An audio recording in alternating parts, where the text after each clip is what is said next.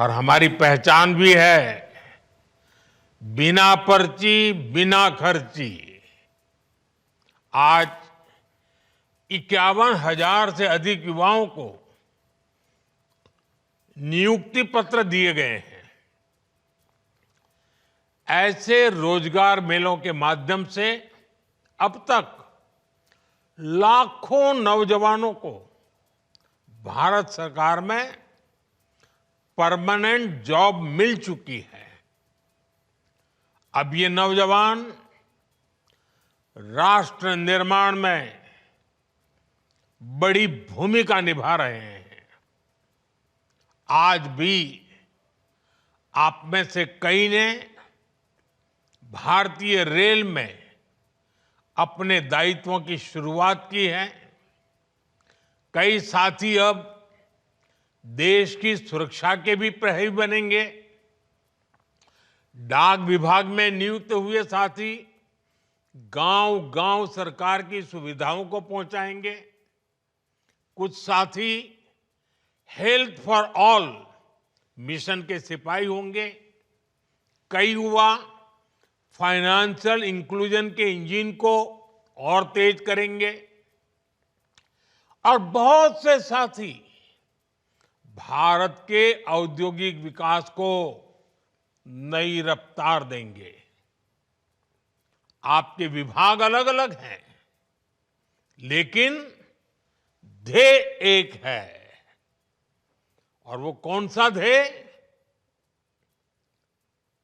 हमें बार बार याद रखना है, एक ही ध्येय है। विभाग कोई भी हो, कार्य कोई भी हो, पद कोई भी हो, इलाका कोई भी हो, एक ही ध्येय, राष्ट्र सेवा। सूत्र एक, नागरिक प्रथम, सिटीजन फर्स्ट। आपको देश के लोगों की सेवा का बहुत बड़ा मंच मिला है। मैं आप सभी युवाओं को जीवन के महत्वपूर्ण पड़ाव पर इतनी बड़ी सफलता के लिए बहुत बहुत बधाई देता हूं। आपकी इस नई यात्रा के लिए मेरी तरफ से आपको बहुत बहुत शुभकामनाएं हैं। साथियों, आज दुनिया मान रही है कि भारत के पास दो असीमित शक्तियां हैं। एक डेमोग्राफी, दूसरी डेमोक्रेसी। यानी सबसे बड़ी युवा आबादी और सबसे बड़ा लोकतंत्र। युवाओं का यह सामर्थ्य हमारी भारत के उज्जवल भविष्य की सबसे बड़ी पूंजी भी है और सबसे बड़ी गारंटी भी है। और हमारी सरकार इसी पूंजी को समृद्धि का सूत्र बनाने में दिन रात जुटी है। आप सबको पता है, 2 दिन पहले ही मैं 5 देशों की यात्रा कर करके लौटा हूं। हर देश में भारत की युवा शक्ति की गूंज सुनाई दी। इस दौरान जितने भी समझौते हुए हैं, उनसे देश और विदेश दोनों जगह भारत के नौजवानों को फायदा होना ही है। Defence, pharma, digital technology, energy, rare earth, minerals, ऐसे कई सेक्टर्स, ऐसे सेक्टर्स में हुए समझौतों से भारत को आने वाले दिनों में बहुत बड़ा फायदा होगा। भारत के मैन्युफैक्चरिंग और सर्विस सेक्टर को बहुत बल मिलेगा। साथियों, बदलते हुए समय के साथ 21वीं सदी में नेचर ऑफ जॉब भी बदल रहा है। नए नए सेक्टर्स भी उभर रहे हैं। इसलिए बीते दशक में भारत का जोर अपने युवाओं को इसके लिए तैयार करने का है और इसके लिए अहम निर्णय भी लिए गए हैं। आधुनिक जरूरतों को देखते हुए आधुनिक नीतियां भी बनाई गई हैं। स्टार्टअप्स, इनोवेशन और रिसर्च का जो इकोसिस्टम आज देश में बन रहा है, वो देश के युवाओं का सामर्थ्य बढ़ा रहा है। आज जब मैं नौजवानों को देखता हूं कि वे अपना स्टार्टअप शुरू करना चाहते हैं, तो मेरा भी आत्मविश्वास बढ़ जाता है। और अभी हमारे डॉक्टर जितेंद्र सिंह जी ने स्टार्टअप के विषय में विस्तार से कुछ आंकड़े भी बताए आपको सामने।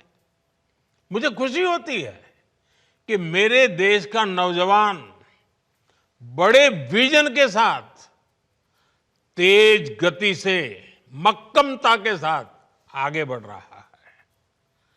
वो कुछ नया करना चाहता है। साथियों, भारत सरकार का जोर प्राइवेट सेक्टर में रोजगार के नए अवसरों के निर्माण पर भी है। हाल ही में सरकार ने एक नई स्कीम को मंजूरी दी है, एम्प्लॉयमेंट लिंक इंसेंटिव स्कीम। इस योजना के तहत सरकार प्राइवेट सेक्टर में पहली बार रोजगार पाने वाले युवा को 15,000 रुपये देगी। यानी पहली नौकरी की पहली सैलरी में सरकार अपना योगदान देगी। इसके लिए सरकार ने करीब 1 लाख करोड़ रुपए का बजट बनाया है। इस स्कीम से लगभग 3.5 करोड़ नए रोजगार के निर्माण में मदद मिलेगी। साथियों, आज भारत की एक बहुत बड़ी ताकत हमारा मैन्युफैक्चरिंग सेक्टर है। मैन्युफैक्चरिंग में बहुत बड़ी संख्या में नई नई जॉब्स बन रही है। मैन्युफैक्चरिंग सेक्टर को गति देने के लिए इस वर्ष के बजट में मिशन मैन्युफैक्चरिंग की घोषणा की गई है। बीते सालों में हमने मेक इन इंडिया अभियान को मजबूती दी है। सिर्फ पीएलआई स्कीम से उससे ही 11 लाख से अधिक रोजगार देश में बने हैं। बीते सालों में मोबाइल फोन और इलेक्ट्रॉनिक सेक्टर का अभूतपूर्व विस्तार हुआ है। आज करीब 11 लाख करोड़ रुपए की इलेक्ट्रॉनिक्स मैन्युफैक्चरिंग हो रही है। 11 लाख करोड़। इसमें भी बीते 11 साल में 5 गुना से भी अधिक वृद्धि हुई है। पहले देश में मोबाइल फोन मैन्युफैक्चरिंग की 2 या 4 यूनिट थी, सिर्फ 2 या 4। अब मोबाइल फोन मैन्युफैक्चरिंग से जुड़ी करीब करीब 300 यूनिट्स भारत में है और इसमें लाखों युवा काम कर रहे हैं। वैसा ही एक और क्षेत्र है और ऑपरेशन सिंदूर के बाद तो उसकी बहुत चर्चा भी है, बड़े गौरव से चर्चा हो रही है, और वो है डिफेंस मैन्युफैक्चरिंग। डिफेंस मैन्युफैक्चरिंग में भी भारत नए रिकॉर्ड्स बना रहा है। हमारा डिफेंस प्रोडक्शन 1.25 करोड़ रुपए से ऊपर पहुंच चुका है। भारत ने एक और बड़ी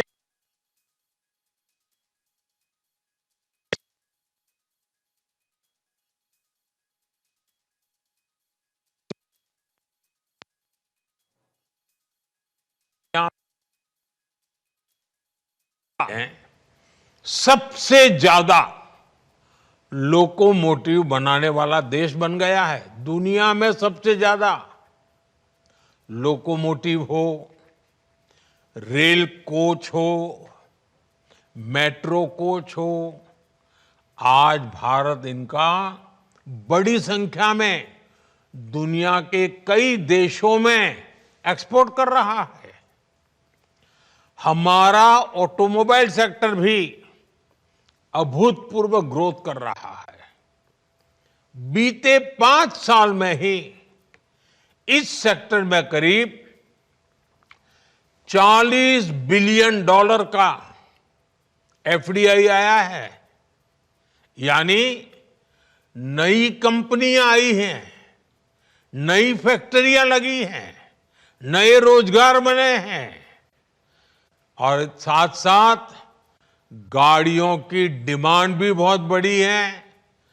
गाड़ियों की रिकॉर्ड बिक्री हुई है भारत में।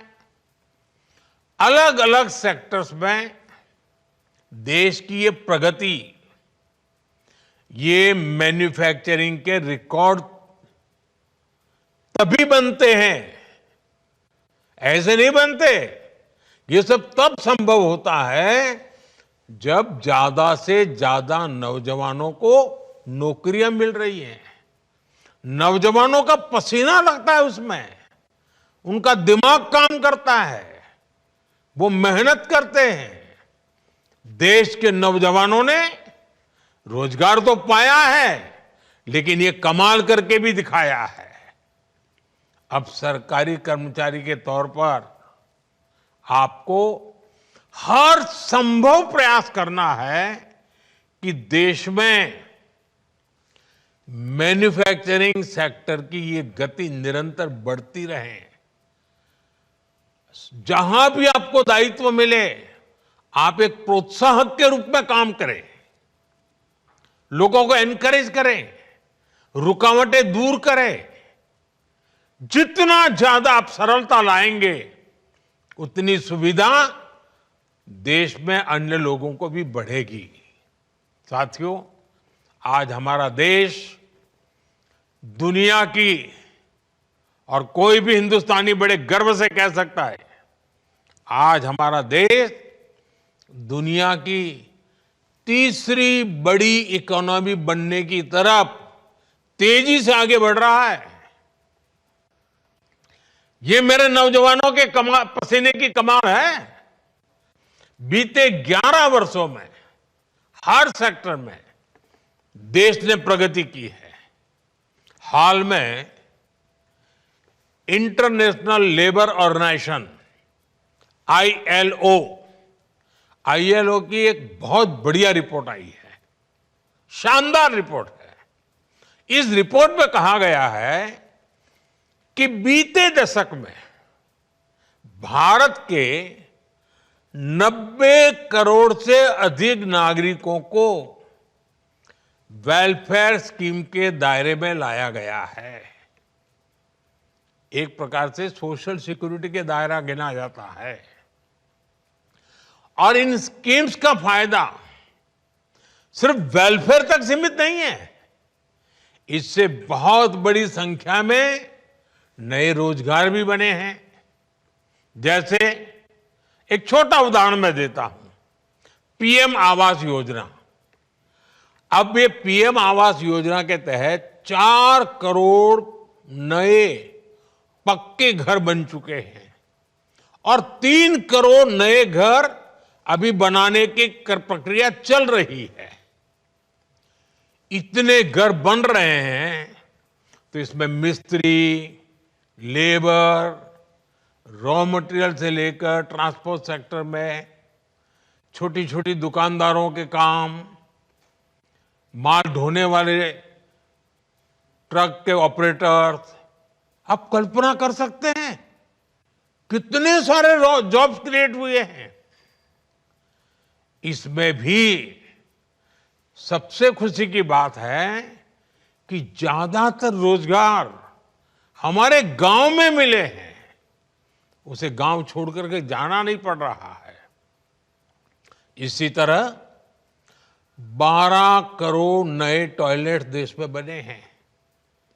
इससे निर्माण के साथ साथ प्लम्बर्स हो, लकड़ी का काम करने वाले लोग हो, जो हमारे विश्वकर्मा समाज के लोग हैं, उनके लिए कितने सारे काम निकले हैं।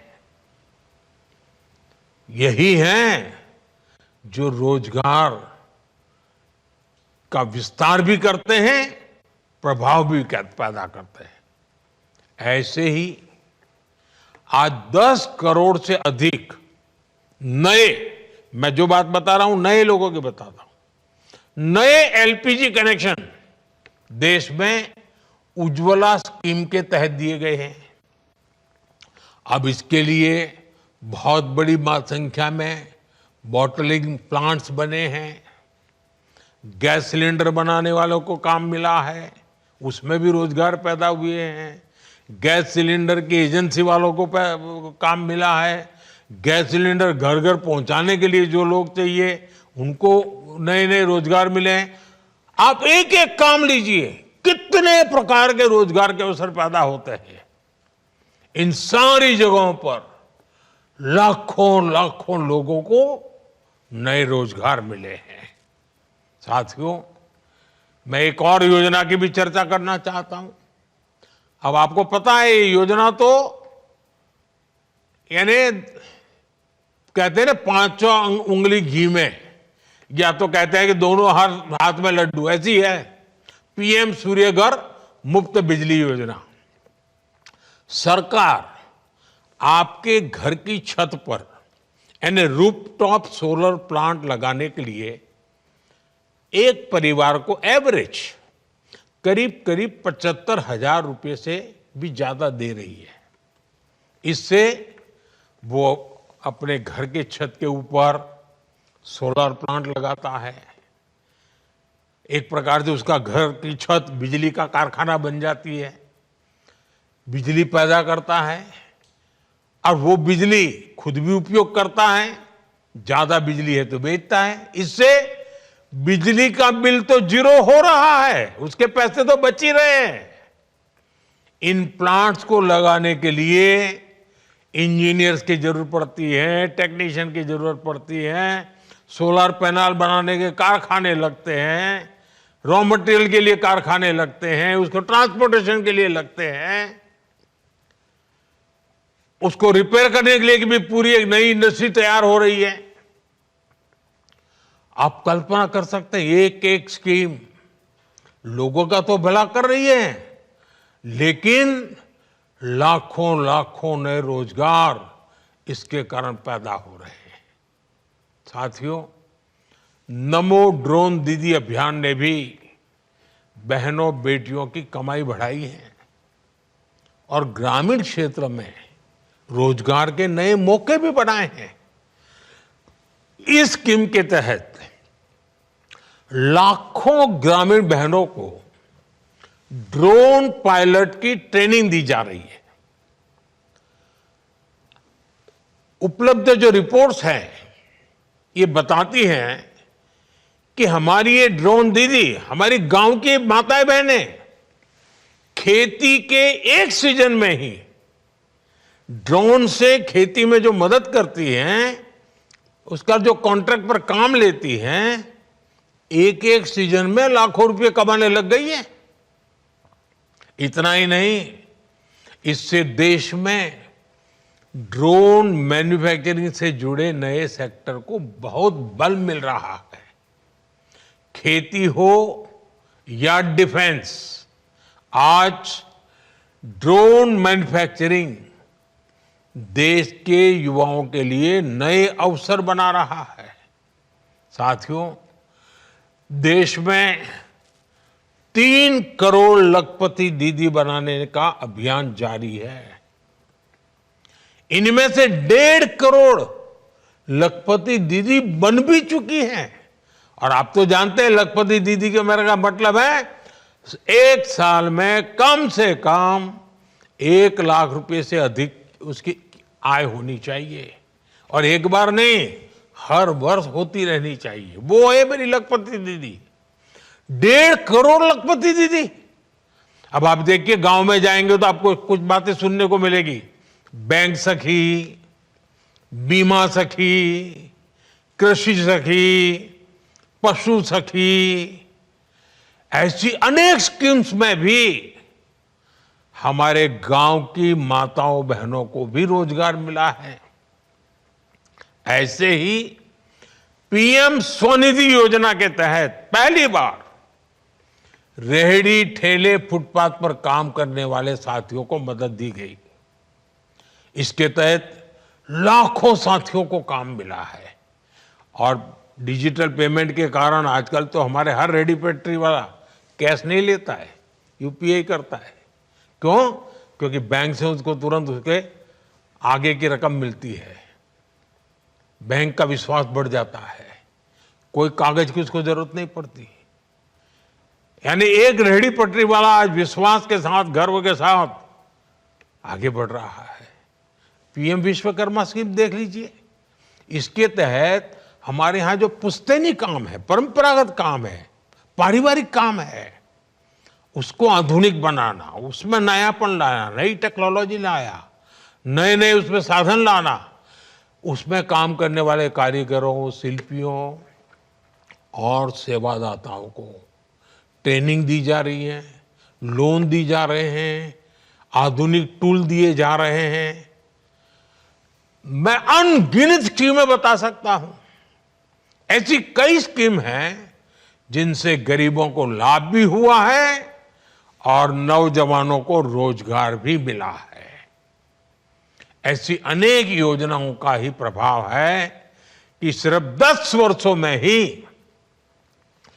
25 करोड़ लोग गरीबी से बाहर निकले हैं। अगर रोजगार न मिलता, अगर परिवार में आय का साधन न होता, तो मेरा गरीब भाई बहन जो 3-3, 4-4 पीढ़ी से गरीबी में जिंदगी गुजार रहा था, जीवन के लिए एक एक दिन काटने के लिए उसको मौत दिखाई देती, इतना डर लगता था। लेकिन आज वो इतना ताकतवर बना है कि मेरे 25 करोड़ गरीब भाई बहनों ने गरीबी को परास्त करके दिखाया, विजयी होकर के निकले हैं। और ये सारे मेरे 25 करोड़ भाई बहन जिन्होंने गरीबी को पीछे छोड़ा है ना, उनकी हिम्मत को मैं दाद देता हूं। उन्होंने सरकार की योजनाओं का लाभ उठा करके हिम्मत के साथ आगे बढ़े, रोते नहीं बैठे। गरीबी को उन्होंने उखाड़ के फेंक दिया, पराजित कर दिया। अब आप कल्पना कीजिए, अब इन 25 करोड़ का कितना नया आत्मविश्वास होगा। एक बार संकट से व्यक्ति निकल जाए ना, फिर नई ताकत पैदा हो जाती है। मेरे देश में एक नई ताकत ये भी आई है जो देश को आगे ले जाने में बहुत काम आने वाली है। और आप देखिए, ये सिर्फ सरकार कह रही है ऐसा नहीं है, आज वर्ल्ड बैंक जैसी बड़ी वैश्विक संस्थाएं खुल करके इस काम के लिए भारत की प्रशंसा कर रही है।